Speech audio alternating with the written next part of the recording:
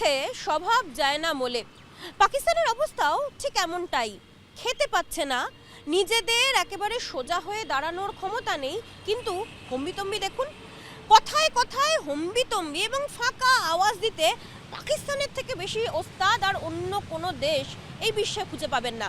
যারা নিজেরাই অর্থনৈতিক সংকটে ধুঁকছে, যারা নিজেরাই নিজের অভ্যন্তরীণ অস্থিরতা সামাল দিতে পারছেন না, তারা আবার বাংলাদেশের হয়ে ফুকর দালালি করছেন। হ্যাঁ, ফুকর দালালি, গায়ে মানে না আপনি মোড়ল। হঠাৎ করে ভারত বাংলাদেশ এই উদ্ভূত পরিস্থিতিতে তারা বলছেন তারা নাকি বাংলাদেশের হয়ে পক্ষ নেবেন।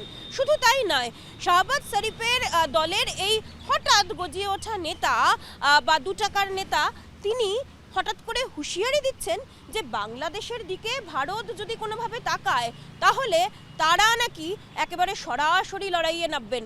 অপারেশন সিঁদুরের কথা বোধহয় পাকিস্তানের এই নেতা ভুলে গিয়েছেন।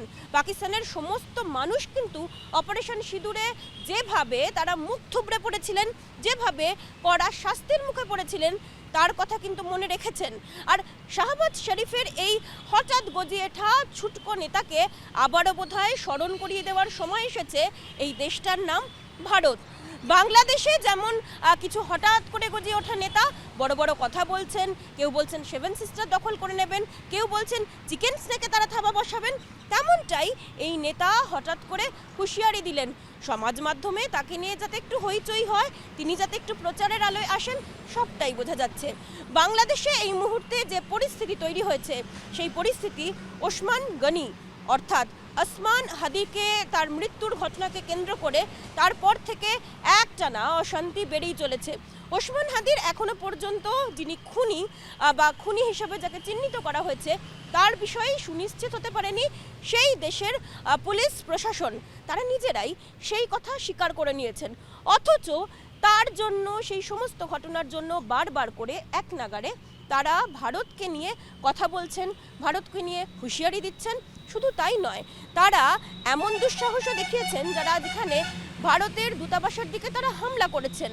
আর নিজেরাই আবার ভারত বিরোধিতা করতে গিয়ে এমন এমন কথাও বলছেন যা শুনে ছোট শিশুরাও হাসবেন। ভারতের অর্থনৈতিক বাজেট নিয়ে তারা তুলে কথা বলছেন। তারা বলছেন ভারতের জন্য নাকি বাংলাদেশ তারা অর্থনৈতিক সংকটে পড়েছে এবং ভারতের জন্যই নাকি বাংলাদেশের দুরবস্থা হয়েছে। কিন্তু তারাও ভুলে গিয়েছেন যে এই ভারতের জন্যই তারা একদিন স্বাধীনতা পেয়েছিল। ৭১ যারা ভুলে গেছে, যারা ৩২ নম্বর ধানমন্ডি ভাঙচুর করেছে, তারা তাদের নিজের দেশকে নিয়ে কতটুকু সচেতন, দেশের প্রতি তাদের কতটা আবেগ রয়েছে, তা সবাই বুঝতে পারছেন।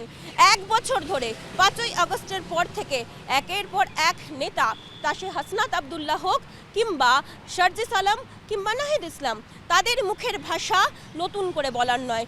যে বাংলাদেশ দেখে মানুষ অভ্যস্ত ছিল, সেই বাংলাদেশের ছবি সম্পূর্ণটাই তারা ধূলিসাৎ করেছেন, সম্পূর্ণটাই তারা মাটির সঙ্গে মিশিয়ে দিয়েছেন। যে বাংলাদেশ শিল্প, সাহিত্য, সংস্কৃতির জন্য একটা সময় সমাদৃত হতো, সেই বাংলাদেশেই আজকে নৈরাজ্য, বিশৃঙ্খলা এবং সংখ্যালঘু হিন্দুদের ওপর এক নাগাড়ে চলা আক্রমণের চূড়ান্ত নিদর্শন হয়ে দাঁড়িয়েছে। যে দেশটায় একটা সময় সুস্থ সংস্কৃতির চর্চা হতো, মুক্ত মনের আলোচনা হতো, সেই দেশে এই মুহূর্তে শরীয়তি আইন লাগু করার জন্য এক দল ক্ষেপে উঠেছেন। সেই দেশেই এই মুহূর্তে চলছে এক নাগাড়ে ভারত বিরোধিতার জিগির এবং দীপু দাসচন্দ্রের মতো মানুষ, যাদের শুধুমাত্র ধর্মের ভিত্তিতে টার্গেট করে খুন করা হলো এবং সেই বিভৎসতার ছবি তারা আবার উন্মত্ত হয়ে জল্লাদের মতো ভিডিও তুলে রাখলেন। তারপরেও ইউনূস প্রশাসনের তরফ থেকে কোনো রকম কোনো সদুত্তর নেই, উল্টে ২৫,০০০ টাকা দিয়ে জীবনের তারা দাম কিনে নিতে চাইছেন।